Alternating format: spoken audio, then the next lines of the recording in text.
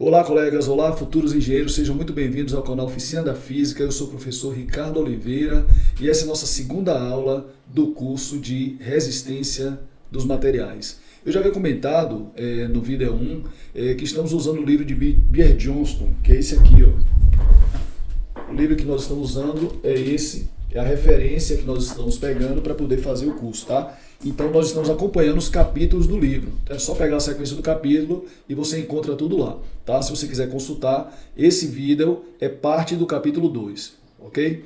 Bom, o que é que a gente vai ver nesse vídeo aqui? Eu já marquei aqui para vocês, ó.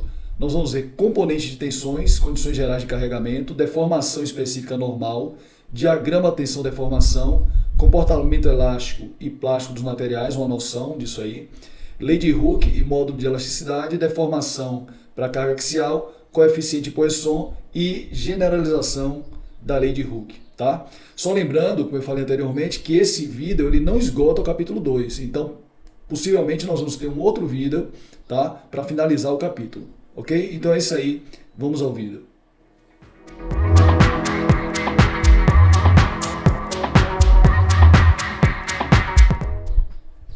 Bem, gente, vamos iniciar então falando sobre componente de tensões e as condições gerais, tá? Vocês veem aí no desenho, esse desenho número 2, que eu marquei com o número 2, é um cubinho, tá? Submetido a uma série de tensões aí, tensões normais, que são essas aqui, ó.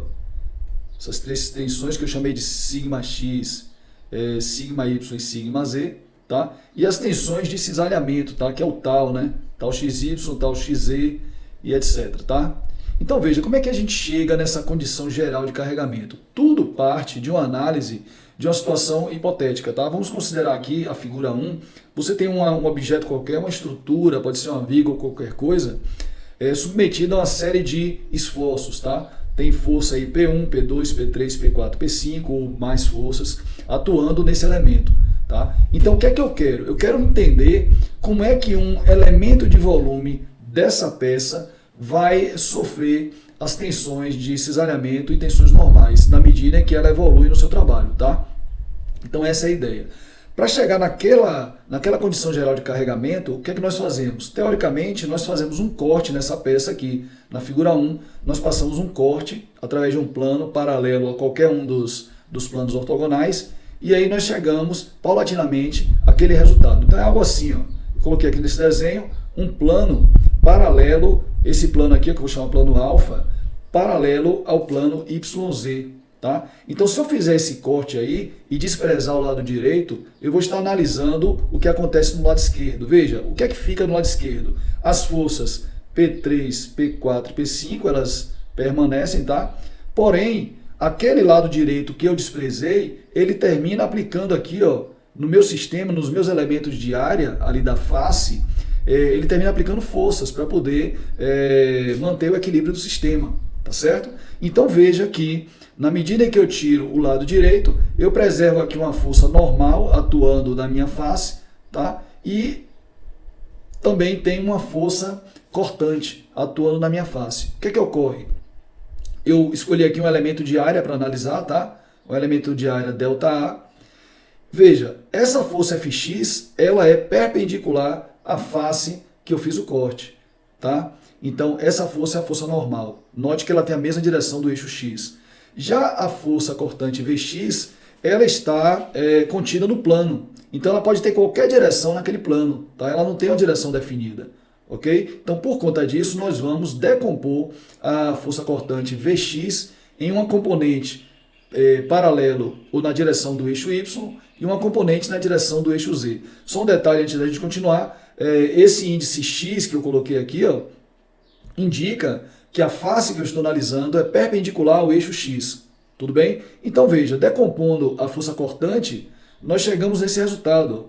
Nós temos então uma cortante Vxy, ou seja, Vx porque a face é perpendicular ao eixo X, e Y porque ela está na direção do eixo Y, tá?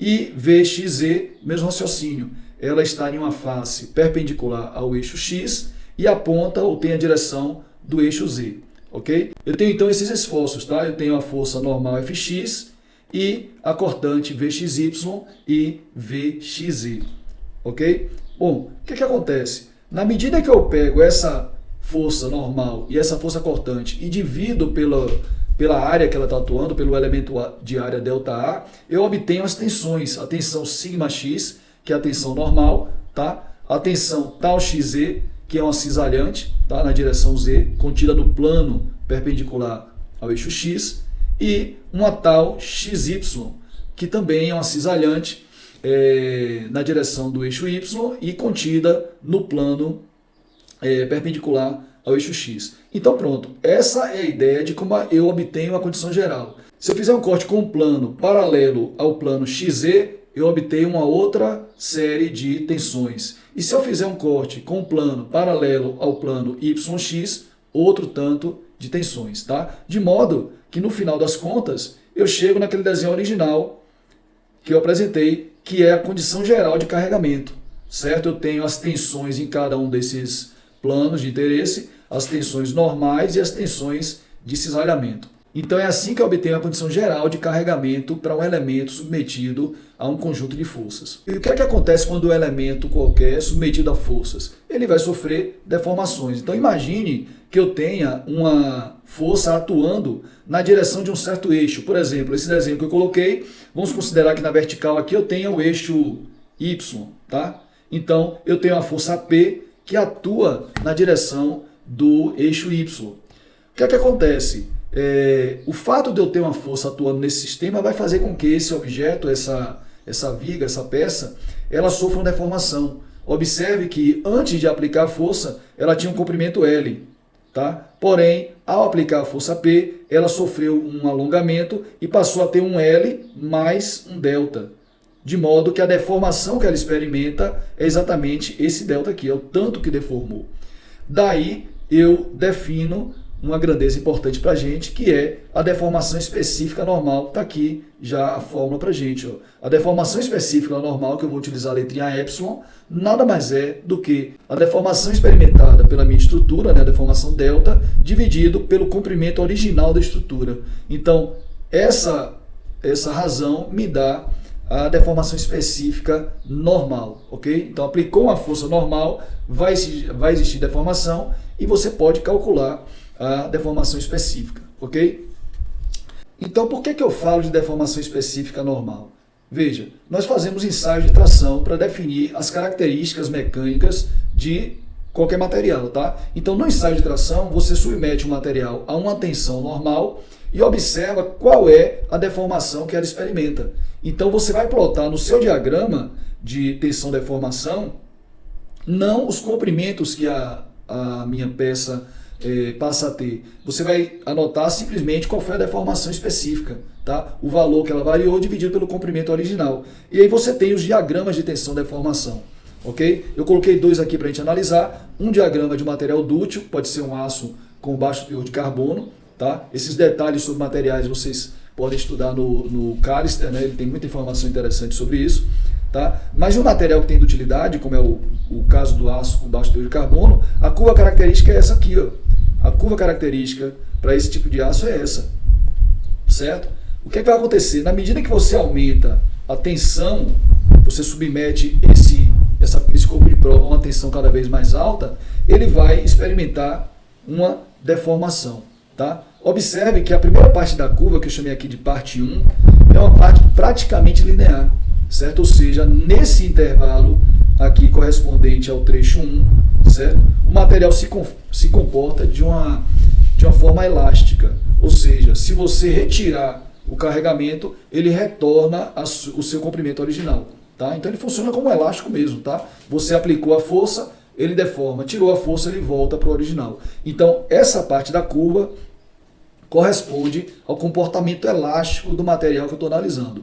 Veja que nas nossas análises de material, nos nossos projetos, normalmente nós vamos utilizar os materiais trabalhando nessa região, na região elástica, que é uma região que você tem como prever o comportamento do material e, uma vez retirada a carga, ele volta às suas dimensões originais. Tá?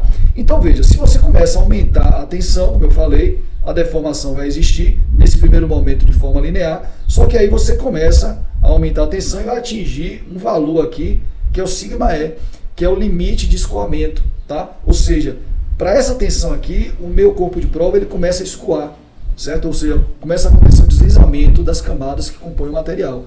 E aí ele vai sofrer um forte alongamento, tá? Então, ele vai alongar fortemente, tá? Ou seja, a deformação dele vai começar a crescer. E uma coisa curiosa, que nesse ponto aqui, as deformações observadas são deformações plásticas. Ou seja, se você retira o carregamento, o corpo não volta mais para o seu tamanho original. Então é algo do tipo, né? Se você carregou e ele escoou até esse ponto aqui, por exemplo, quando você retira a carga, ele retorna, ele descarrega, ó, e preserva essa dimensão a mais da sua dimensão original. Ou seja, vai acontecer uma deformação permanente do corpo, que nós chamamos de deformação plástica. Tá ok? Então essa região 2 aqui, ó, é uma região de escoamento. Tá? Na região 3, finalmente, se você continuar aumentando a tensão, você chega num ponto onde vai ocorrer a ruptura. Ou seja, nessa região 3, ocorre um fenômeno chamado de estricção. Ou seja, em algum ponto do corpo de prova vai ocorrer uma redução da área da seção transversal até que ocorra o rompimento do seu material. Então, só repetindo, toda a análise que nós vamos fazer daqui para frente, nós vamos considerar o corpo trabalhando na região elástica, nessa região 1 aqui. Ok? Um outro material de engenharia, que também nós analisamos através de diagramas tensão-deformação, é esse aqui. Ó. Esse aqui trata-se de um corpo de prova de material frágil. Note que quando o material é frágil, ele simplesmente rompe para uma dada tensão. É a tensão limite dele, ele vai romper, ele não vai escoar, ele não vai avisar que algo está errado. Então, normalmente, a gente também tem que ter muito cuidado com o uso de materiais frágeis aqui no nosso projeto de engenharia. Então, esse diagrama é o diagrama de material frágil, beleza? Seguindo, então, com a lei de Hooke, que é aplicada apenas naquela região elástica, né? Então, estou considerando que o meu trabalho, a minha peça vai trabalhar na região elástica, tá? E aí eu posso aplicar a lei de Hooke. A lei de Hooke é semelhante àquela que nós vimos em física lá no ensino médio, né? Lá no ensino médio nós vimos que força é igual a Kx, ou seja, a força leva a uma deformação e esse processo é linear, tá? Aqui também, ó, é o mesmo procedimento. Você tem uma tensão sigma, ok? Que leva a uma deformação específica, certo? A constante de proporcionalidade, que é esse E maiúsculo aqui, é o módulo de elasticidade, ou também chamado de módulo de Young, tá? Note que a unidade do módulo de elasticidade é a mesma unidade de tensão, já que a deformação específica é adimensional, tá? Então esse E que a gente vai ver aqui, o módulo de elasticidade, ele é dado em Pascal. Normalmente os múltiplos, né? Megapascal ou gigapascal, ok? Beleza. Aí nós vamos falar um pouquinho agora, continuar falando sobre deformações, só que agora nós vamos ver a questão do coeficiente de Poisson. O que é que acontece? Veja, se eu tenho um objeto desse tipo aqui, um bloquinho, e eu submeto ele a uma tensão desse tipo, ou seja, uma tensão sigma x, o que é que vai acontecer? Eu vou observar uma deformação na direção x, ou seja, ele vai aumentar na direção x. Mas nós observamos também, na prática, que as direções y e z também vão sofrer deformações, só que agora serão deformações de contração. Então, na medida que você aumenta o comprimento da minha peça que está submetida a uma tensão de tração, as dimensões transversais elas sofrem uma redução. Tá? Então, a gente define o nosso coeficiente de Poisson exatamente através da razão entre essas deformações. A deformação específica transversal, ou seja, naquela direção y ou x, que ela contrai, tá? Isso dividido pela deformação longitudinal, que é aquela promovida pela tensão sigma x, longitudinal. Então, o sigma x faz a minha peça se alongar e, ao mesmo tempo, faz com que ela sofra uma contração, tanto na direção y quanto na direção z. Tá? E aí, quando eu divido essas deformações, ó, a transversal, que é no x, que é no y ou no z, dividido pela longitudinal, que é no x, eu obtenho o meu coeficiente de Poisson. Note que eu coloco o sinal negativo, por quê? Porque a deformação específica transversal, aquela do y ou do z, ela é negativa, tá? Ela vai diminuir, então ela vai ser negativa. Como o coeficiente de Poisson vai ser um número positivo, eu coloco esse negativo aqui para poder fazer essa correção, tá? Então tá aqui, ó, o coeficiente de Poisson vai ser menos εy, ou seja, a deformação na direção y sobre a deformação na direção x, ou a deformação z sobre a deformação x. ok? Então essas são as expressões que me permitem calcular o coeficiente de Poisson. Lembrando que os materiais de engenharia possuem esse coeficiente variando de 0 a meio, ok? É isso aí.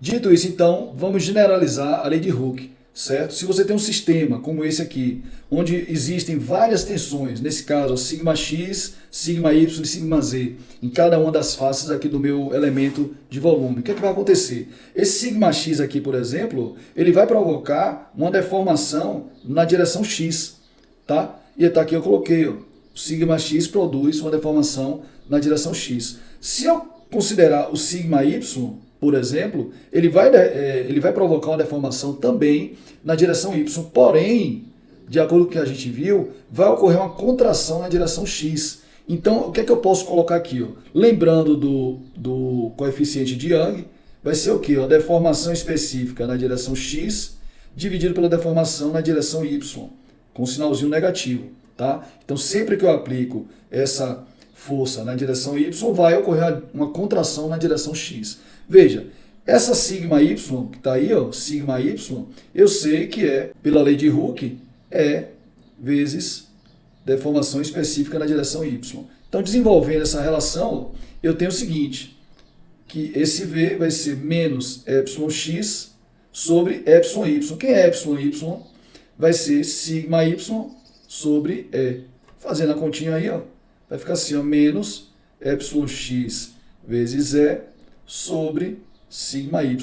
E aí eu posso calcular a contribuição da tensão y na deformação na direção x. Tá? Então esse εx que vai surgir aqui, ó, se você fizer o cálculo, vai dar coeficiente de Poisson multiplicado pela tensão y sobre E. Então, essa fórmula aqui, ela não está completa. Ela vai ter que ser escrita assim, ó.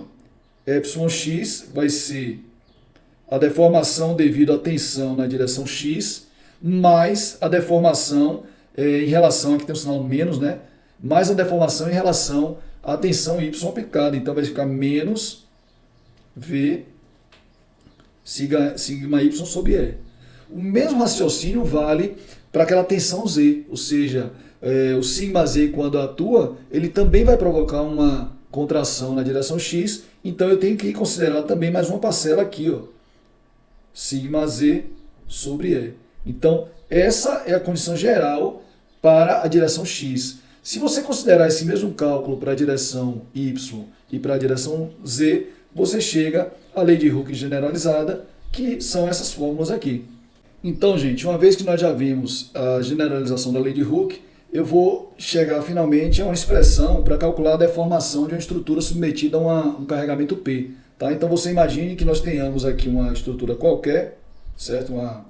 Uma viga engastada, tá? Submetida a um carregamento P, e eu quero saber qual vai ser a deformação delta que ela vai experimentar aqui devido à presença desse carregamento P. Então, veja, esse P me leva a uma tensão sigma, né? Que é P sobre A, e esse mesmo sigma também pode ser escrito, lembrando a lei de Hooke, né? Como o coeficiente de Young multiplicado pela deformação específica que ela experimenta. Ok? E finalmente, né, nós definimos que essa deformação específica é a deformação pelo comprimento original. Certo? Então, com essas informações aí, nós vamos chegar a uma expressão para calcular exatamente esse delta, que é o que nós queremos. Tá? Então, esse delta vai ser o epsilon vezes L. Mas quem é o epsilon? Se eu pegar por aqui, ó, esse delta vai ser sigma sobre E vezes L. E finalmente, esse sigma eu substituo pela expressão que me dá a força e a área. Tá? Então, o meu delta, ou seja, a minha deformação, vai ser P vezes L sobre A vezes E. Essa expressão nós vamos utilizar para calcular as deformações que uma estrutura experimenta na medida em que ela é carregada. Bem, gente, como eu falei, isso aqui é parte do capítulo 2 do livro de resistência dos materiais de B.R. Johnston, tá? Eu vou fazer um novo vídeo, próximo vídeo, que é o vídeo de atividades, de questões. Eu vou selecionar algumas questões do livro e vou responder, aqui em um outro vídeo, tá? Espero que vocês acompanhem. Antes da gente finalizar, eu gostaria de pedir para vocês algumas coisas. Primeiro, que vocês comentem o vídeo, né? Isso aqui é um esforço que nós estamos fazendo, tentando facilitar a vida de quem está estudando, né? Facilitar a sua vida. É claro que existem uma série de questões aí a serem resolvidas, né? Não é fácil fazer um vídeo desse, eu não sou profissional de vídeo, então é muito complicado para mim fazer. Então eu preciso do seu comentário para que você me diga, olha Ricardo, mexa aqui, faça isso, o som está ruim, a iluminação, então você está falando muito rápido ou muito lento, não estou entendendo. Então é bacana se você puder fazer algum comentário, né, sobre o vídeo, para que a gente possa melhorar, porque de qualquer sorte esse material é feito para você que está estudando. Então é para você, para o seu colega que vai futuramente estar estudando também engenharia. Então na medida que a gente vai tendo esse feedback de vocês, a gente vai melhorando o nosso resultado, tá? Então comentário é importante. Peço também que vocês se inscrevam no canal, né, para dar essa moral para a gente, porque é um incentivo, né, na medida que a gente vê o canal crescendo em termos de inscritos, isso dá um incentivo para a gente. Tá? Compartilhe o vídeo com seus amigos para poder divulgar também, ok? E não deixe de assistir o outro vídeo que eu vou fazer as questões, provavelmente umas 3 ou 4 questões do capítulo 2, tá bom? Então nos vemos lá no próximo vídeo. Valeu, obrigado.